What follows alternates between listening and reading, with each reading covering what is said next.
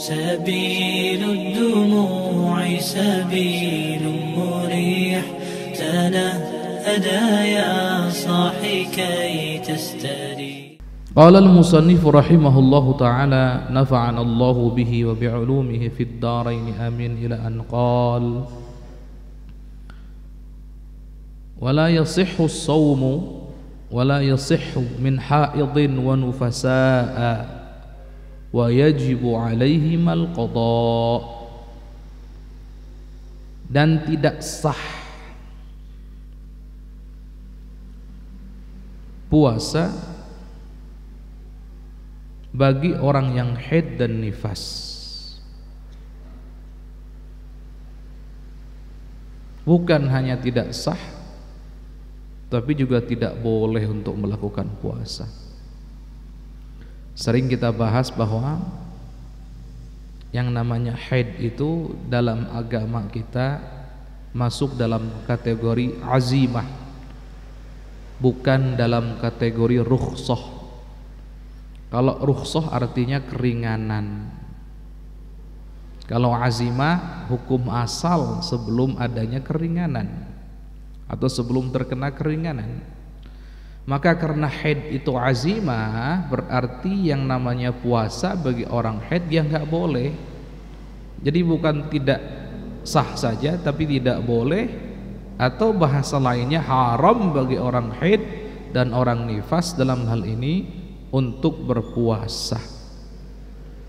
Kalau kita katakan haid itu adalah keringanan, berarti orang haid boleh puasa, boleh tidak, kan begitu. Tapi ini bukan keringanan, ini hukum asal.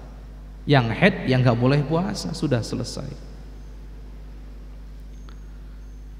Baik, dan wajib bagi yang haid dan nifas untuk mengqadha'nya. Puasanya tidak sah, bahkan haram untuk berpuasa. Berarti ninggalkan puasa dong? Iya. Karena ninggalkan puasa, maka wajib untuk mengqadha'nya.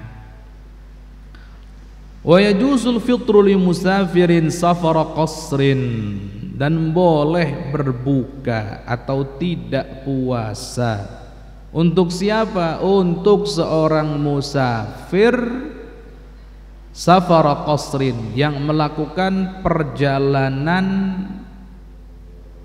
dengan jarak tempuh 2 marhalah. 2 marhalah ini ada beberapa pendapat, cuman pendapat-pendapat tersebut saling berdekatan. Kalau diukur atau dikonversi kepada kilometer, maka 2 marhalah ini ada yang mengatakan 82, ada yang mengatakan 83, ada yang mengatakan 84 ke atas.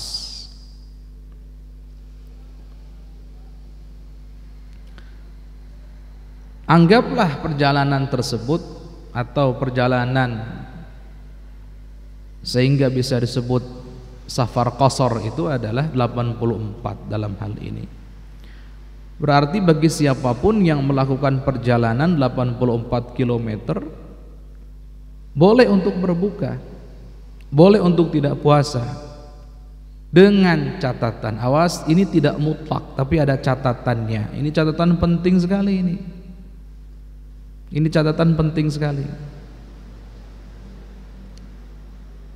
Catatannya adalah di hari itu dia sudah keluar dari batas wilayah daerah tempat dia tinggal sebelum fajar tiba. Itu catatannya. Jadi jangan sembarangan mentang-mentang melakukan perjalanan kemudian nggak puasa, nggak begitu. Betul bahwa orang yang melakukan perjalanan 84 km ke atas itu boleh puasa, tapi ada catatan, ada syaratnya, yaitu di hari dia melakukan perjalanan dia sudah keluar dari tempat atau batas wilayahnya sebelum fajar tiba. Contohnya Zaid misalkan keluar dari kota tempat dia tinggal atau daerah tempat dia tinggal pukul 3 pagi menuju sebuah kota yang jarak tempuhnya di atas 84 km. Maka saat itu Zaid boleh untuk tidak berpuasa. Dan ini kalau bab ini boleh, artinya kalau mau puasa ya tetap sah. Ini hanya kebolehan saja. Nah ini bedanya dengan haid tadi itu. Jadi kalau haid tadi kita katakan azimah hukum asal, sehingga orang haid nggak boleh puasa, bahkan haram hukumnya berpuasa. Tapi orang melakukan perjalanan dengan syarat dan ketentuannya, boleh puasa, boleh tidak puasa, karena perjalanan itu dengan syarat dan ketentuannya itu adalah keringanan. Kalau namanya keringanan atau rukhsah dalam agama kita, boleh diambil, boleh tidak. Kemudian muncul pertanyaan, Ustadz, kan zaman sekarang yang namanya perjalanan itu walaupun 84 km ke atas kan enak Ustadz. Ada yang pakai pesawat tinggal duduk tiba-tiba sampai, ada yang pakai mobil tinggal duduk bahkan mungkin tidur tiba-tiba sampai ke tempat tujuan tanpa merasakan capek yang berlebih.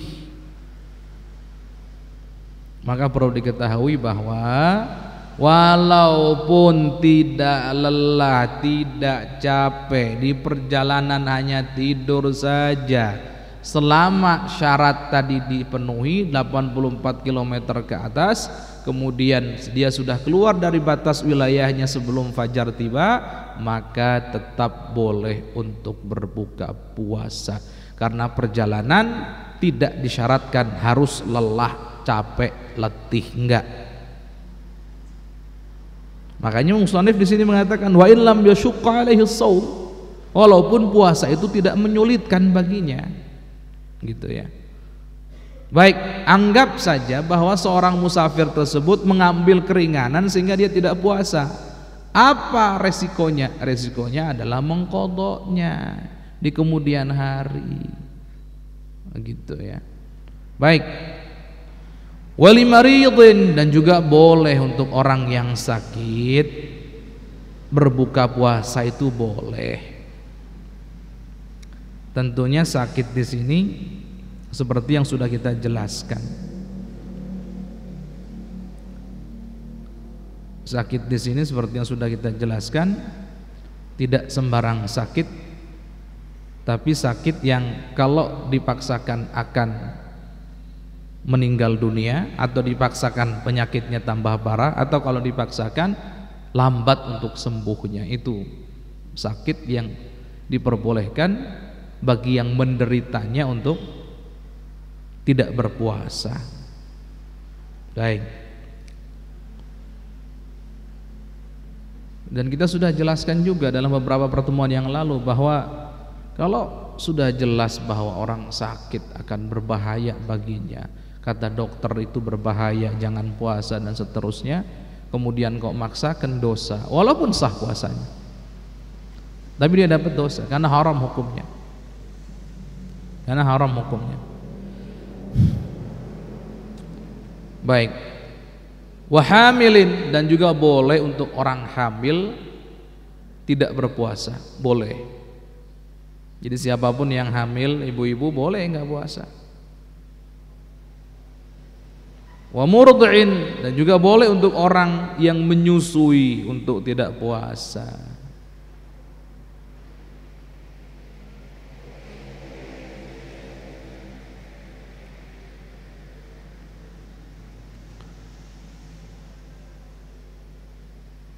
Wa yajibu alaihimul qada, tapi nanti kalau memang tidak puasa, ngambil keringanan, maka wajib diganti di kemudian hari.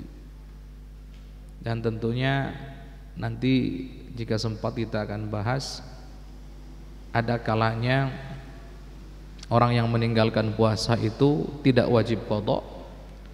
Ada kalanya orang meninggalkan puasa itu wajib qada saja, ada kalanya orang meninggalkan puasa wajib qada dan fidyah, ada kalanya orang meninggalkan puasa wajib fidyah saja. Ada berbeda-beda.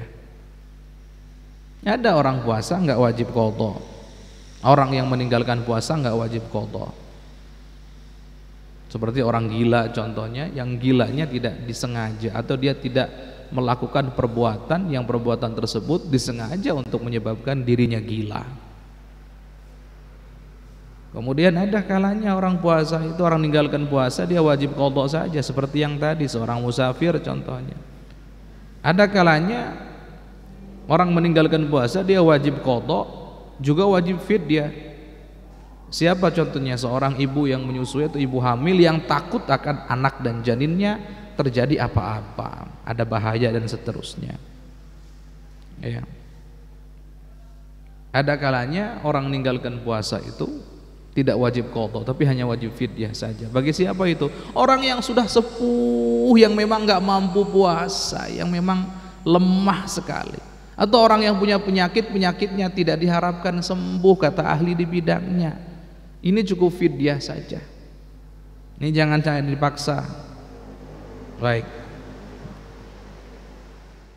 Sabilud dumu'i sabilun murih.